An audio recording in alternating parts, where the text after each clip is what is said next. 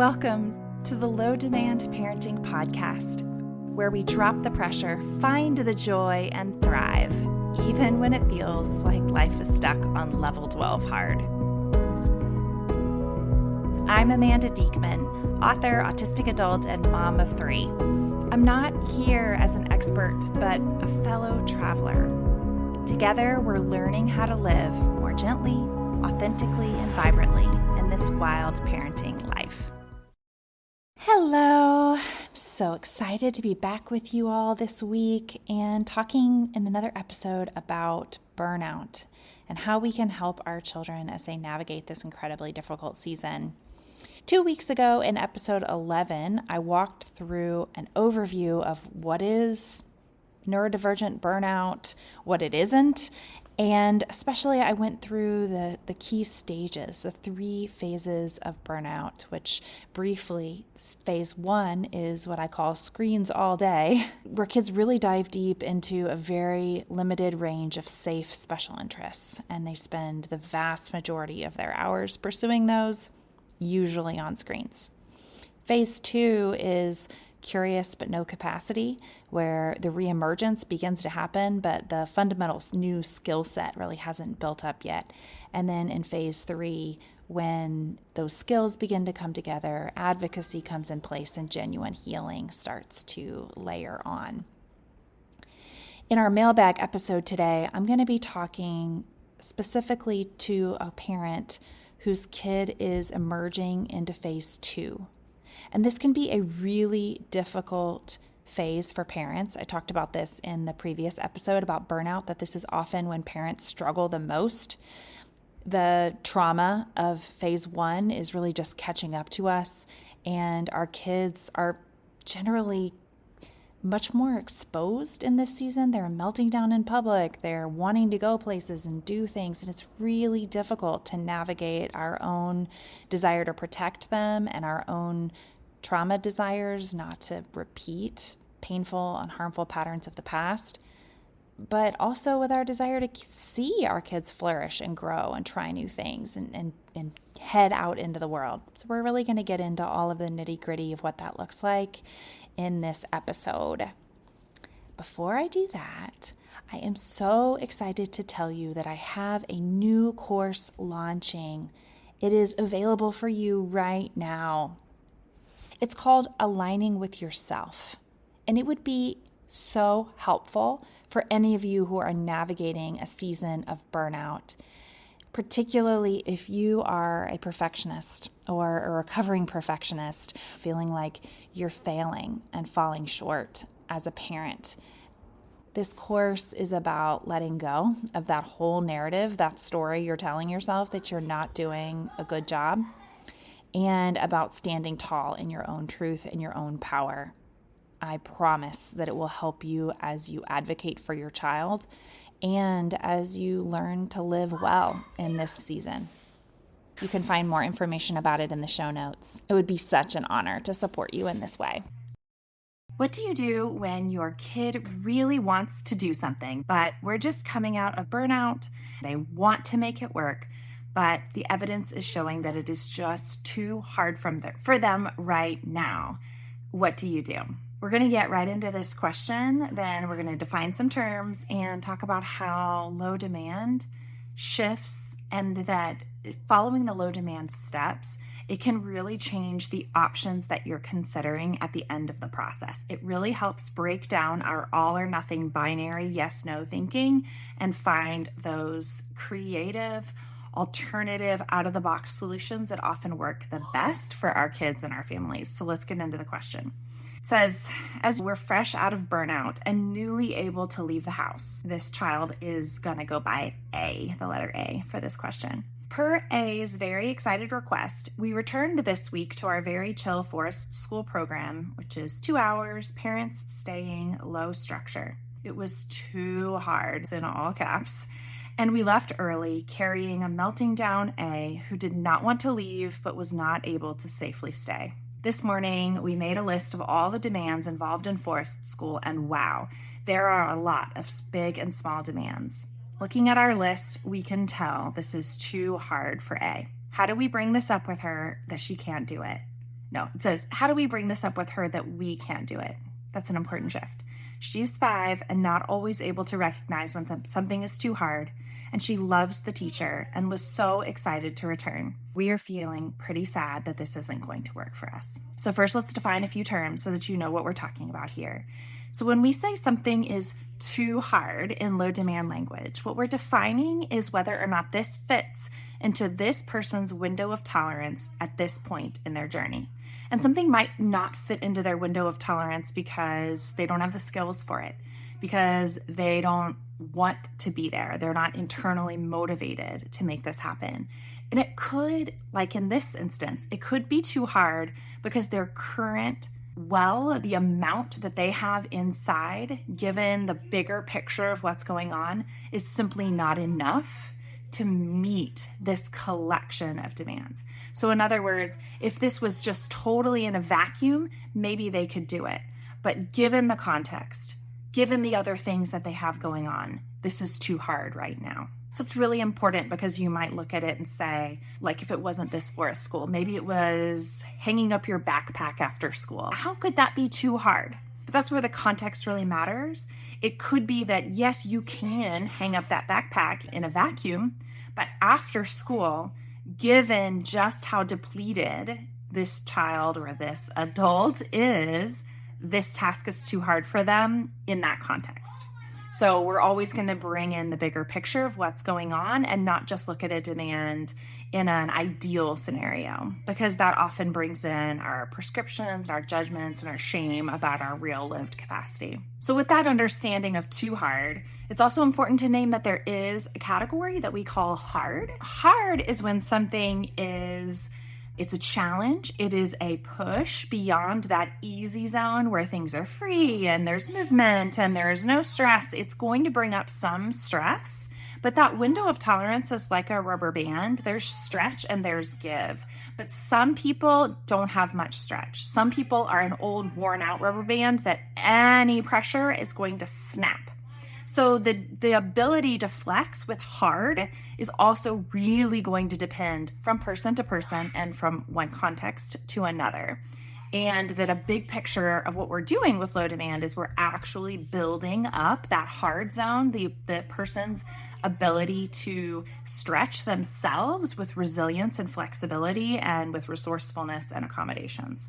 So we're looking to expand the hard zone by dropping everything in the too hard zone and really reinforcing easy, because that is where safety happens. That's the big picture. So I want to address your specific situation because you are moving through the low demand process really beautifully. So step 1 of low demand is what you already did when you recognized, something happened. The meltdown was a signal that there were too many accumulated demands and she couldn't cope. So let's look at what those accumulated demands were. That's when you made this list of how many demands are involved, even though it looks on the surface like what could be more gentle than 2 hours in the forest where your parents are right there. We all know that's not really how it plays out, especially for a kid who is just reemerging into the world after this heavy cocooning of burnout. So you've done step 1, which is hone your demand lens. What's hard, what's too hard. Make a list, lay it all out there.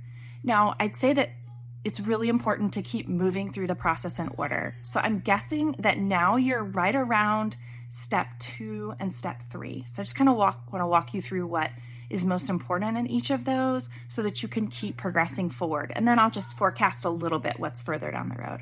So in step 2, you define what matters most right now. So since we're looking at this season of coming out of burnout, and where A is expressing desire to re-enter the world, I'm guessing that something that matters most would be around honoring her intrinsic curiosity and desire to do things, perhaps something around exposure to different areas to see who she is now and what she likes.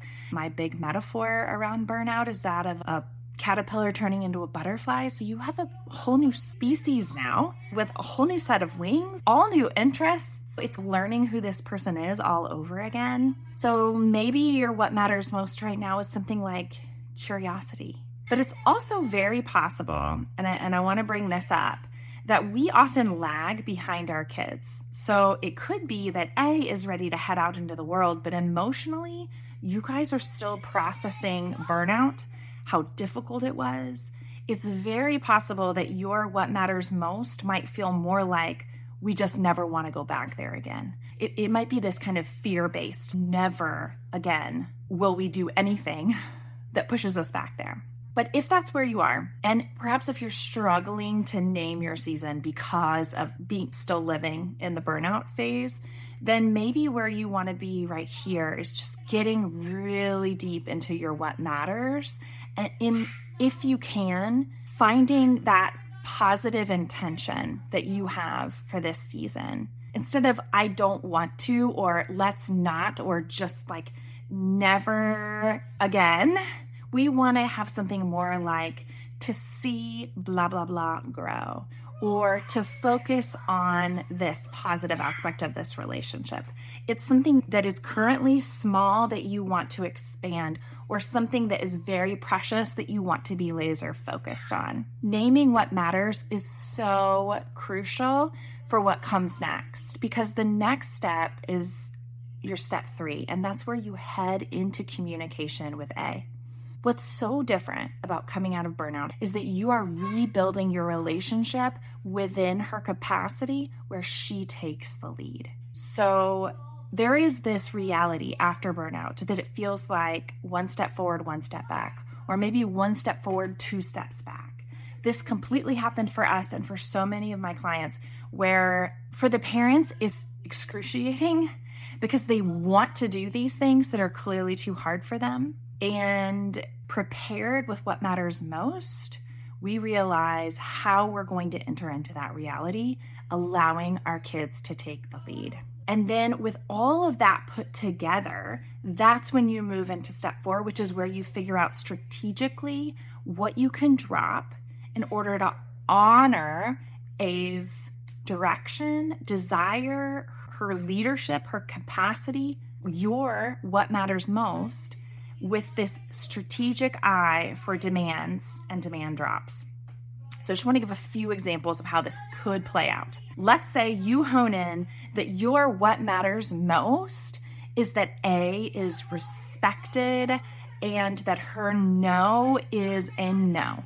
So you're really trying to build up this solid foundation of like, you can say no and walk away from anything. And within that idea, it's that like, you don't want for her to continue to mask or for her to struggle through situations that really need that opting out power that can then create space for the yes.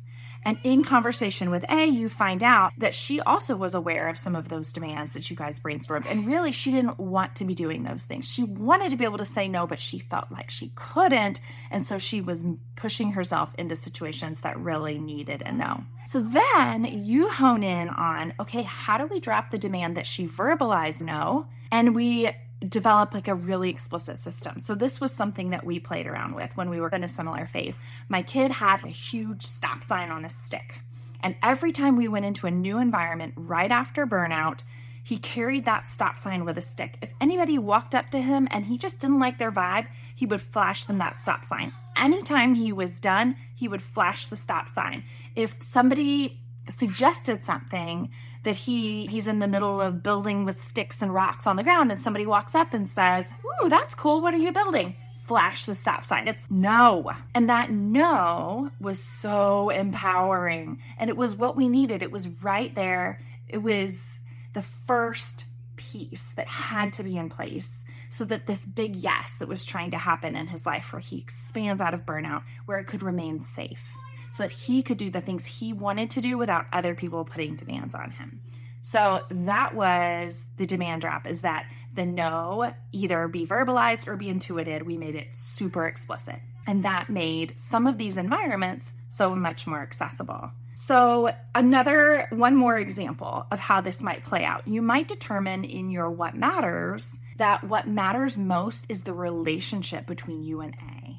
Or maybe your spouse and A. Maybe that's the one that's most fragile right now. And you're like, this sacred relationship is so important. And that is everything. And so perhaps A keeps wanting to go to forest school.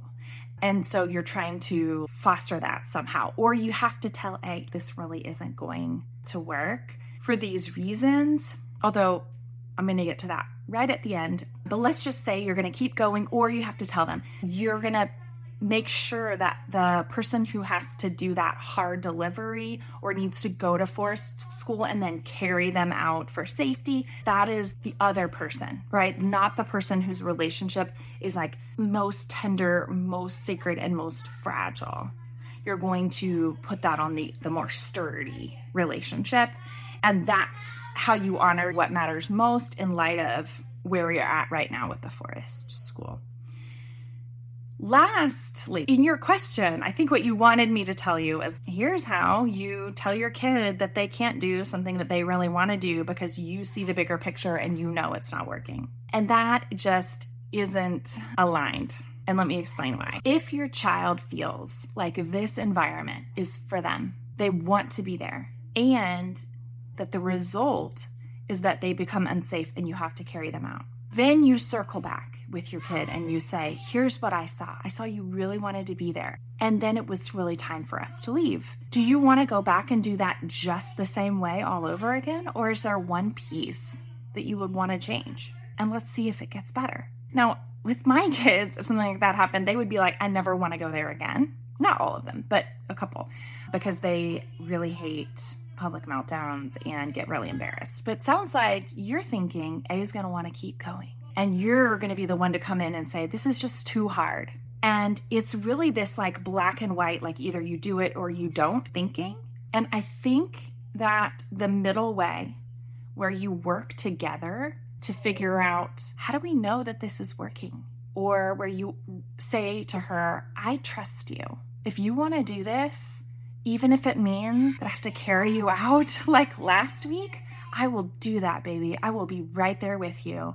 And we will make that carry the best it can be. In fact, I'll even bring your favorite gummies that you could be as soon as you feel up to it. As soon as you feel better in the car, those gummies are going to be right there for you to make that carry not quite so awful, not quite as bad as it was last time. Or whatever it is, whatever your accommodation is, you drop the demand that she's going to handle it any better next week than she did this past week. You drop the demand that she will get it, and you trust her that maybe it is worth it for her. Maybe she is learning something really important in this process, that she needs to continue to access it. She needs to continue to go there, even though to you it looks clearly too hard. To her, there's something for me here. And then you do the advocacy work. You talk to the director and say, we're probably going to have to carry her out. She wants to be here, and she deserves to be able to access this space. And we're going to do what we can to support her in every way possible. And all you have to do is let us. Like, maybe you're not even asking anything more than a little bit of space for a very vulnerable human to experience a panic attack with love and acceptance. And that becomes your work, is to do the advocacy and the scene setting for the other adults and children in the dynamic so that you can continue to show up in trust and honor her leadership in this process. My hope is that in the working this out, in the going and the reflecting, whatever that looks like for you guys, it might be that you do that reflecting through stuffed animals or through imaginary play or through hate words, like writing a hate letter to the kid that did the thing that they weren't supposed to. However you access that inner knowing and that communication, then that gives you so much room to develop this kind of process going forward, because things are going to continue to be too hard. And adults are going to continue to have misshapen expectations. And she's going to continue to want access to spaces that weren't built for her, even when it looks like they should be. And you guys are going to continue to have your hearts broken. Like, this will keep happening. So the key is to learn together, how do we handle it? What do we do? What's our system? What's our way? It's not this way or this way. It's all about that middle path of learning together, staying curious, practicing communication, dropping demands, increasing accommodations, That's the stuff. That's the whole thing. So you can learn it around video games at home. You can learn it around vacationing with your in-laws. You can learn it around forest school. You can learn it around fencing lessons. It doesn't matter what the stuff is. What matters is moving through this process and finding your own way through it. So that, let's say a year from now, you're like, oh, we've learned all of this about A, and we know so much more about ourselves and how to keep from getting too triggered and our people pleasing. If that same situation or something similar came up, like, we would know so much more how to handle it. That's where you want to get to, and I know that you can. If this podcast is speaking to your soul, you can subscribe through wherever you get your own podcasts. Even better, if you feel the nudge, head on over to Apple Podcasts in particular and leave us a review. It's such a helpful way for new people to also get to experience what this podcast wants to bring into their lives. I'm Amanda. Remember, it takes great strength to let things go. I'll see you next week.